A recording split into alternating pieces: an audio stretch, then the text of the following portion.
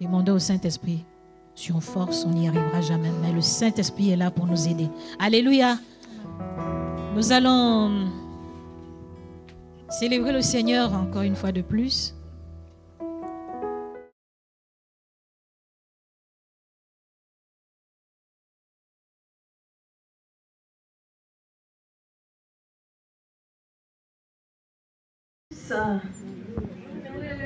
Comme vous le savez, cette année, on aborde le thème de l'éthique chrétienne. C'est l'art de vivre selon Dieu, quelque part. Et dimanche dernier, Gérald nous a donné quelques clés pour vivre avec une certaine éthique dans notre vie, dans nos couples en particulier, parce que ce mois-ci, c'est sur l'éthique dans nos couples. Et donc, pour favoriser la longévité de nos couples en particulier. Donc, il a soulevé 3 points en particulier. La nécessité d'avoir une fidélité qui permet un engagement durable, une qualité d'écoute aussi, pour une meilleure communication entre les époux. Et puis, de la souplesse aussi, pour apprendre à faire des concessions. Malheureusement, comme vous le savez tous, notre société ne favorise pas ces qualités. Et nous voyons de plus en plus de couples qui ont du mal à rester fidèles l'un à l'autre, à s'écouter, du mal à s'écouter avec bienveillance, ou du mal à être assez souple pour faire des concessions. Mais l'Église, elle est là aussi pour accueillir ces gens, pour accueillir ces familles qui sont souvent décomposées, recomposées, etc. Alors, comment ces parents qui vivent de telles situations, ces parents qui sont quelquefois isolés aussi, quelquefois à nouveau en couple, etc., peuvent-ils avoir une éthique de vie inspirée directement de ce que la Bible enseigne?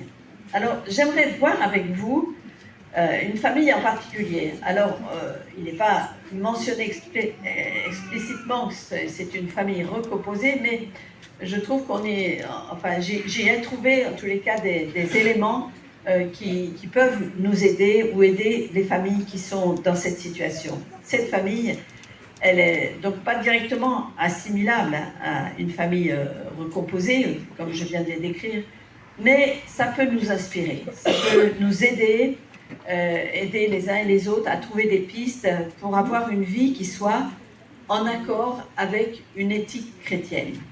Et j'ai pris la famille d'Elkana. Vous connaissez Elkana? Elkana, ça vous dit quelque chose? C'était le mari de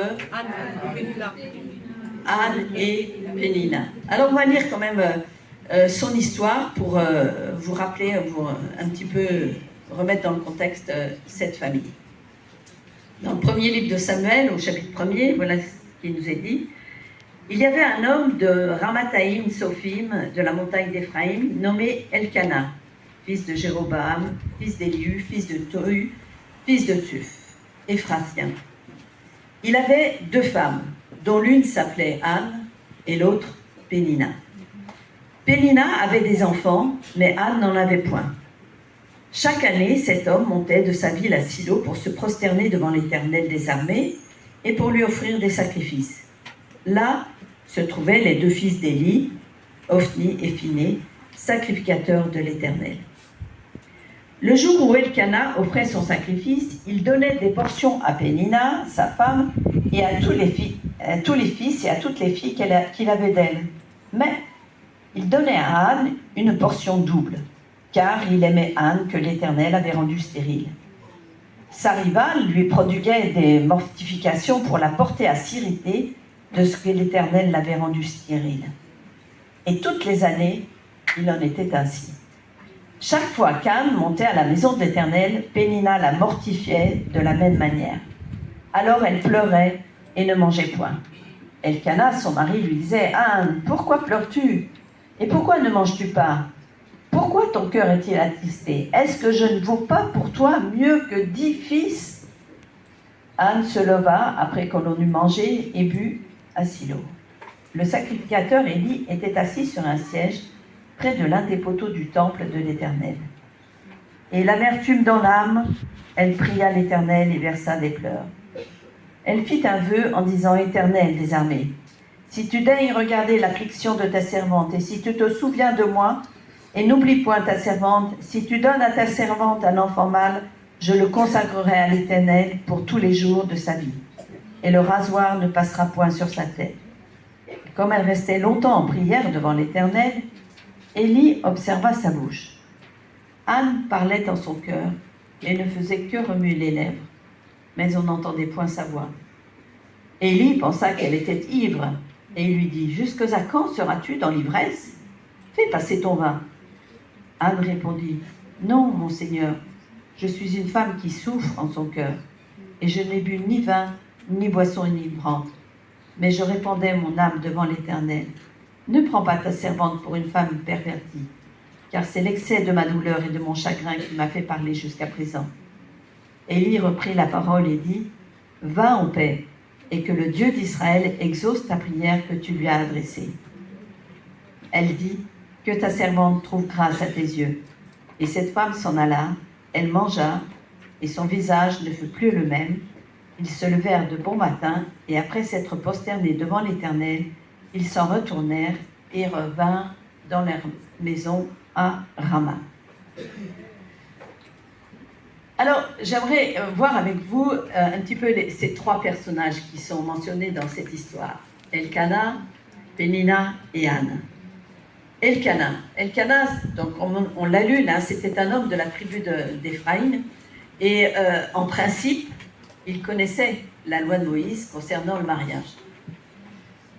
Mais malheureusement, les peuples environnants et les coutumes de cette époque-là avaient fini par imprégner la société hébraïque, tout comme notre société actuelle est imprégnée, elle imprègne plutôt l'Église en général, et malheureusement aussi les chrétiens à titre individuel.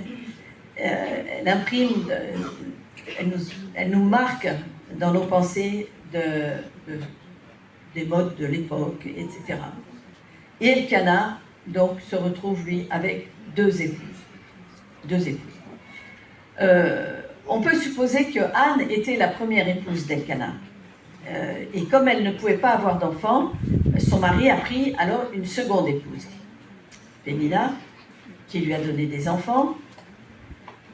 Et ça, tout simplement parce que la société d'alors n'envisageait pas du tout le mariage sans qu'il y ait d'enfants qui en résultent. Alors, je me disais que déjà, d'un point de vue éthique, Elkana ne portait pas les fruits de la confiance en Dieu. Il n'a pas mis sa confiance en Dieu concernant sa vie familiale, sa relation avec Anne.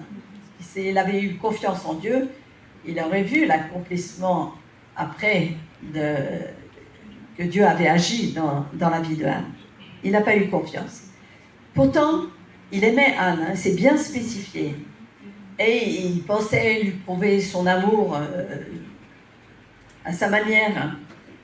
Mais j'ai l'impression qu'il a prouvé son amour à Anne au détriment de Pénina.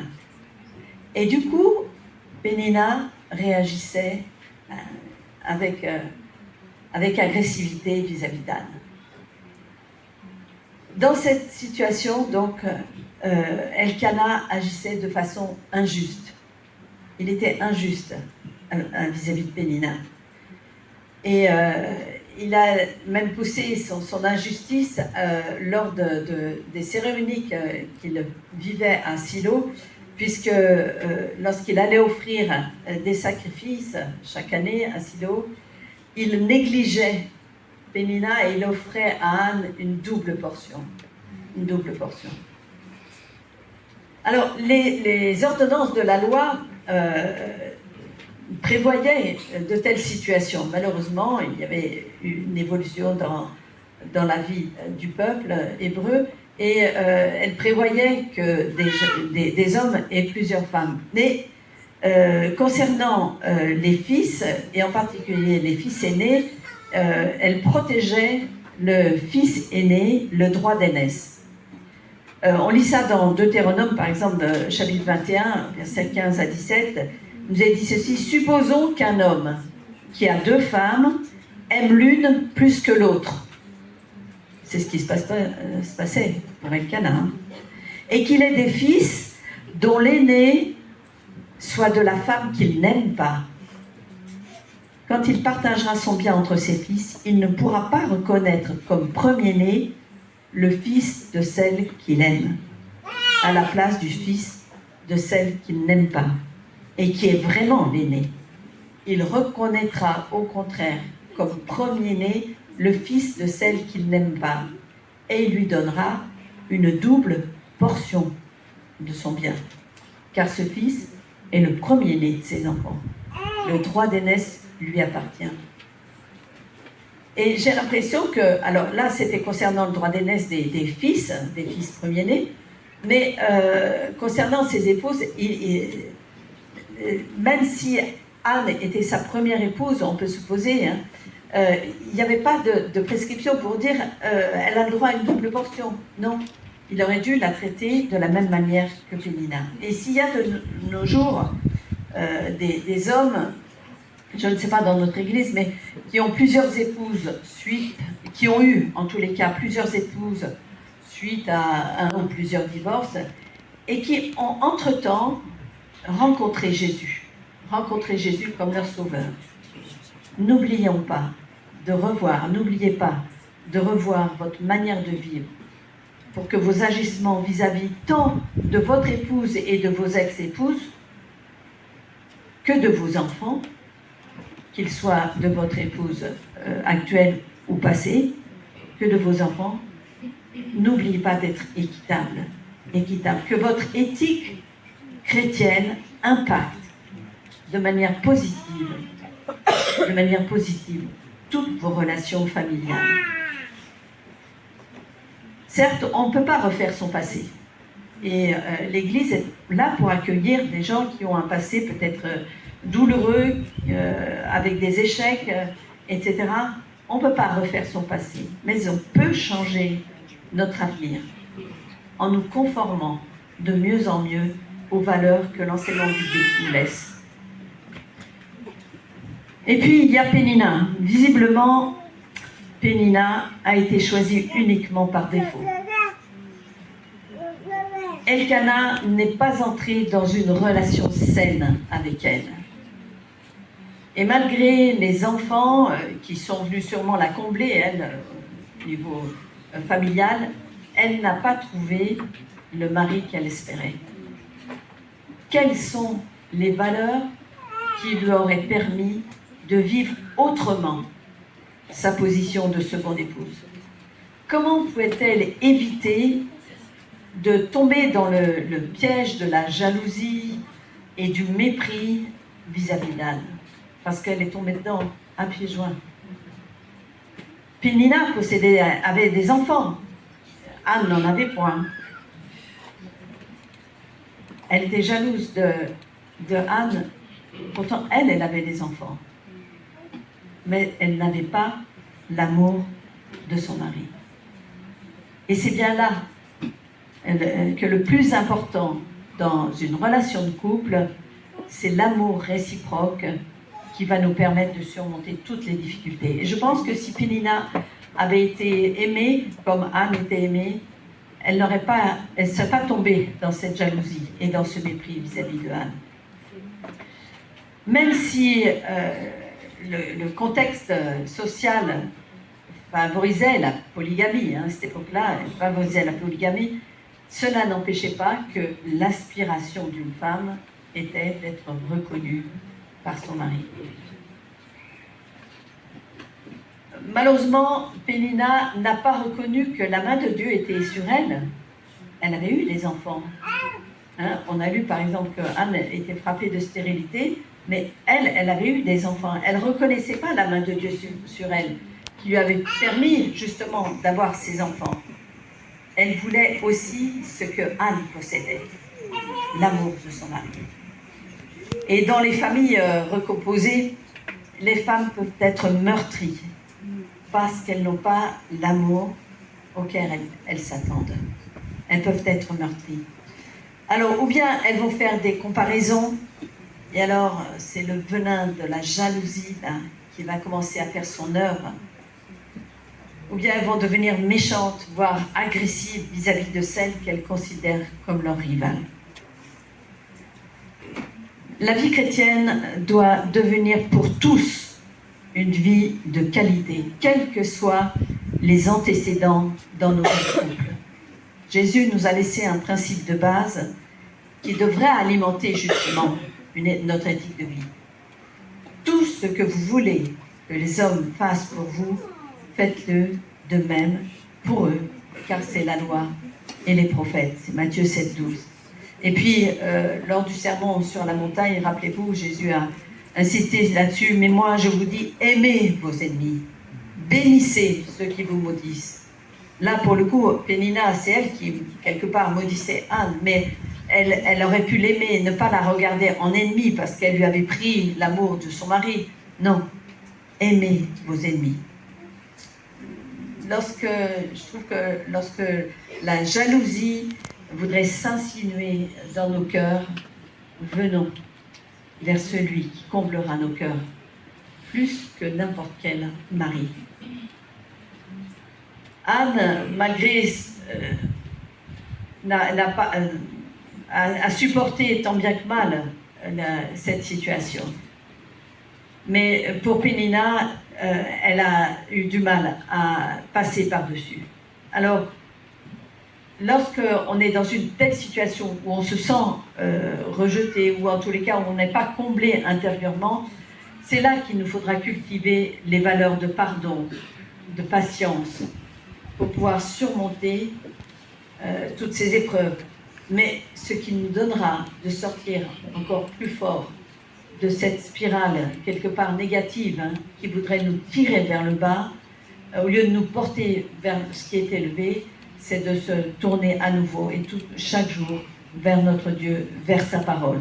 Faisons nôtres ces paroles de Paul aux Philippiens qui nous dit « Au reste, frères, que tout ce qui est vrai, tout ce qui est honorable, tout ce qui est juste, tout ce qui est pur, ce qui est aimable, tout ce qui mérite l'approbation, ce qui est vertueux et digne de louange, soit l'objet de vos pensées. » Si Pénina avait pu vivre cela, elle aurait regardé autrement sa situation et peut-être que le regard de son mari aurait changé. Et puis il y a eu Anne. Anne, au départ, était une femme comblée à cause de l'amour de son mari, on l'a lu. Que Elkana donnait à Anne une double portion parce qu'il aimait Anne. Et puis, il se présentait à lui quelque part, est-ce que je ne vaux pas plus que 10 fils? Il aimait Anne de tout son cœur. C'était une femme comblée au niveau de son couple. Mais cette situation de stérilité la rendait malheureuse. J'ai été étonnée parce que dans le texte que nous avons lu, là, il n'est fait mention nulle part qu'Anne nourrissait quelque animosité vis-à-vis de Pénina. Elle n'a jamais nourri d'animosité vis-à-vis de Pénina. Et pourtant, c'est ce qu'aurait voulu Pénina, quand on l'a lu, sa rivale lui prodiguait des mortifications pour la porter à s'irriter même contre l'Éternel. S'irriter contre l'Éternel de ce qui l'avait rendue stérile. La seule réaction de Anne, c'était de pleurer sur son chagrin de ne pas avoir d'enfant. Et lentement, elle glissait vers l'amertume. On l'a lu, verset 10, et l'amertume dans l'âme. Elle s'est approchée de l'Éternel. Elle aurait pu se priver de la grâce de Dieu. Mais il n'en a pas été ainsi. L'Épître aux Hébreux nous dit cela, veillez à ce que nul ne se prive de la grâce de Dieu, à ce qu'aucune racine d'amertume poussant des rejetons ne puisse produire du trouble et que plusieurs n'en soient infectés. Non, Anne n'a pas du tout cultivé cela, mais dans sa détresse, elle est allée vers celui qui seul pouvait enlever son chagrin. elle pria l'Éternel et versa des pleurs. Anne avait compris que la meilleure façon de vivre qui soit agréable à l'Éternel, c'était de se confier en lui et de s'engager encore plus pour lui et lui seul. Alors, elle a abandonné ce désir d'enfant pour elle-même. Et elle l'a remis à Dieu, avant même d'avoir la confirmation qu'elle serait mère. En faisant cela, je trouve qu'elle est entrée dans une éthique de vie, même de relation vis-à-vis de son mari, dans une manière de vivre où elle plaçait toute sa confiance dans ce Père céleste qui lui donnerait en son temps ce qu'elle demandait. C'était cette valeur sur laquelle elle pouvait s'appuyer pour vivre conformément à la volonté du Dieu. La confiance en Dieu envers et contre tout, quelles que soient les circonstances, favorables ou non. Ça, c'était son éthique de vie et elle l'appliquait dans son couple, dans sa relation avec Elkana. Mais elle ne s'est pas arrêtée là. Hein. Et je trouve admirable la façon dont elle a répondu au sacrificateur lorsqu'il est venu la voir. Quand il l'a vu, Élie est venu la voir, on l'a lu, il l'a prise pour quelqu'un qui s'était un peu enivré, pleine de vin. Elle est restée dans une attitude d'humilité et elle a répondu avec respect à l'homme de Dieu. Anne répondit, « Non, mon Seigneur, je suis une femme qui souffre en son cœur et je n'ai bu ni vin, ni boisson enivrante, mais je répandais mon âme devant l'Éternel. Ne prends pas ta servante pour une femme pervertie, car c'est de l'excès de ma douleur et de mon chagrin qui m'a fait parler jusqu'à présent. » Et je me suis dit que ce n'est pas parce que quelqu'un ne nous comprend pas qu'on doit lui manquer de respect ou répondre de manière méprisante.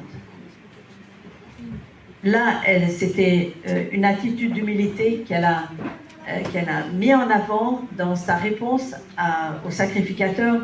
Mais je suis sûre qu'avec son mari, il en était de même. Même si son mari n'arrivait pas à comprendre sa douleur profonde, elle ne lui manquait pas de respect. Anne, malgré son cœur vraiment chargé de douleur, est restée bienveillante à l'égard d'Élie. Elle lui a expliqué simplement les raisons de sa prière muette quelque part. Et c'est alors qu'elle a reçu une parole de bénédiction.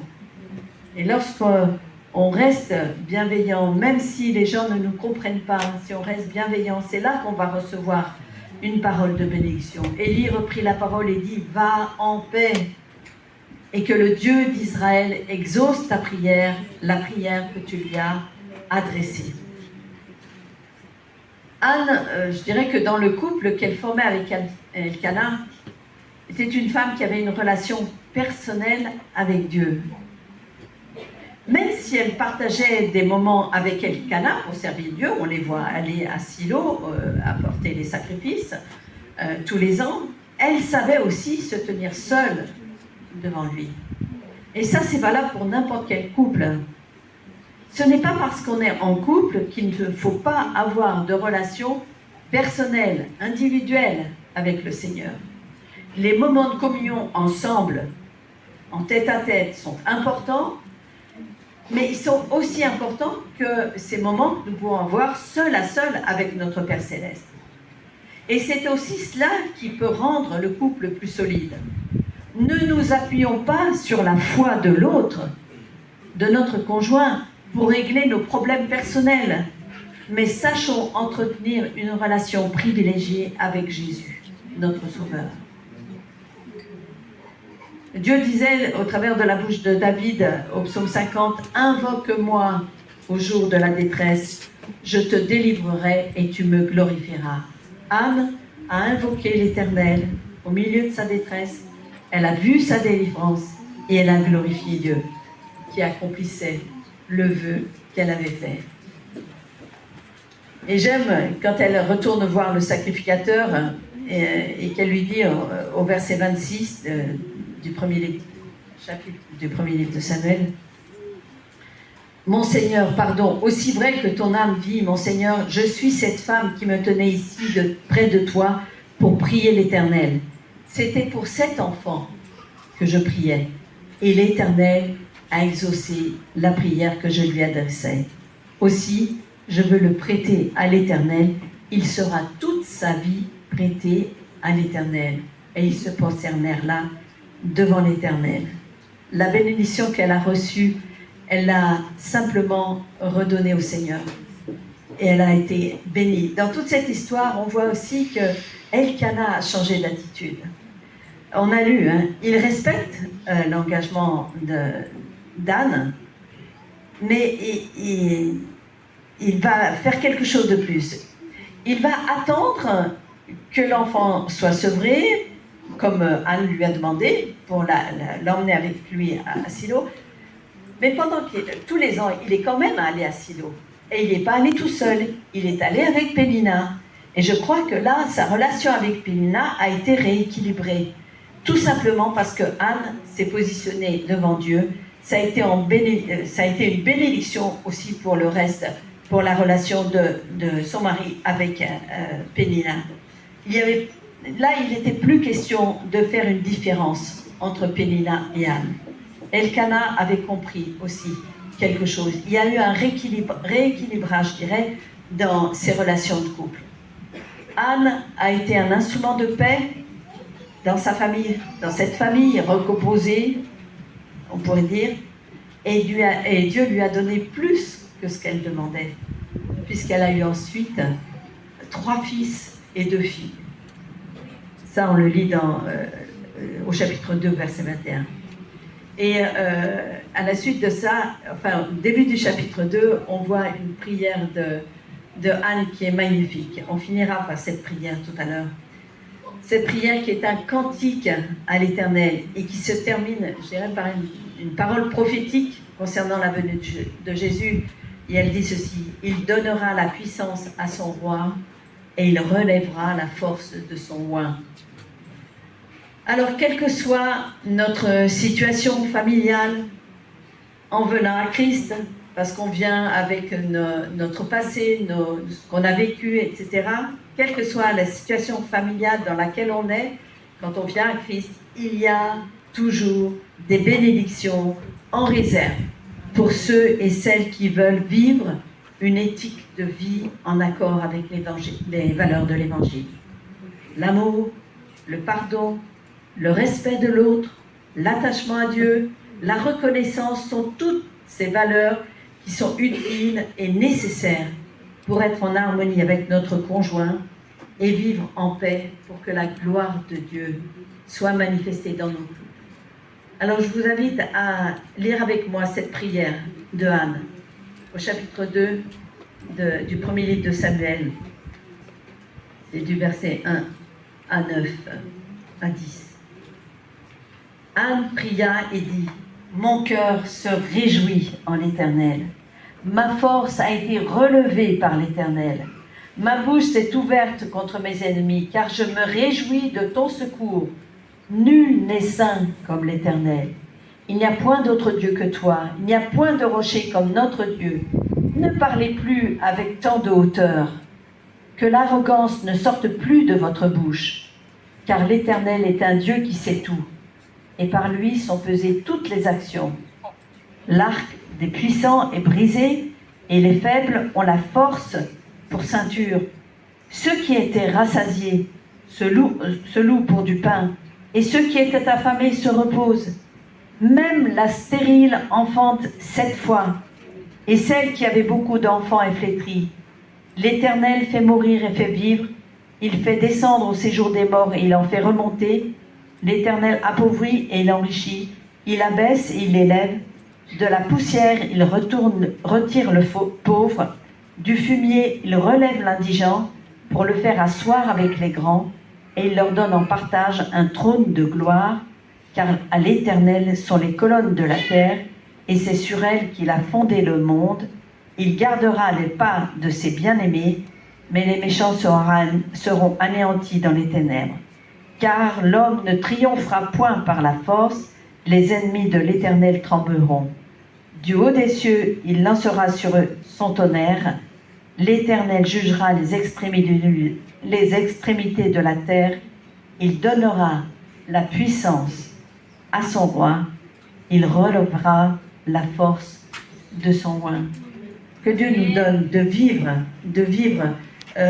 ces belles relations avec notre Père Céleste, pour que notre vie soit toujours embellie, que notre éthique de vie soit de plus en plus parfaite, afin de donner le témoignage que l'Éternel est vivant, que l'Éternel est celui qui relève et qui fait grâce, même à celui qui est, qu'on pourrait classer entre guillemets, d'irrécupérable. Dieu fait grâce et il relève, et que notre cœur soit toujours prêt à respecter ceux que nous ne comprenons pas et à les aider, à leur apporter des paroles de bénédiction. Merci Seigneur, parce que tu es là au milieu de nous pour nous prodiguer ta grâce, et ta grâce en abondance.